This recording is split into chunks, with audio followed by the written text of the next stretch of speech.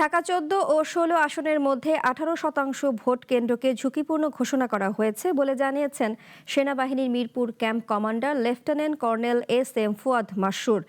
রাজধানীর মিরপুরে ইনডোর স্টেডিয়ামে জাতীয় সংসদ নির্বাচন, ঢাকা ১৪, ১৬ ও ১৮ আসনের সার্বিক নিরাপত্তা ও নির্বাচনের সামগ্রিক প্রস্তুতি নিয়ে একথা জানান তিনি।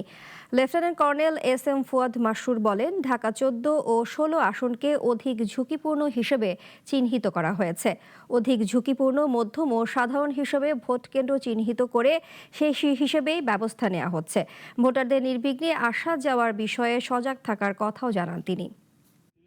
ভোট কেন্দ্রে যাওয়ার ব্যাপারে আমরা সর্বোচ্চ সজাগ রয়েছি এবং সকল আইনশৃঙ্খলা বাহিনী একত্রে এটা নিশ্চিত করতে আমরা বদ্ধপরিকর। ঢাকা ১৪ এবং ঢাকা ১৬কে আইনশৃঙ্খলা রক্ষাকারী বাহিনী এবং গোয়েন্দা সংস্থার তথ্য অনুযায়ী অধিক ঝুঁকিপূর্ণ হিসাবে চিহ্নিত করা হয়েছে।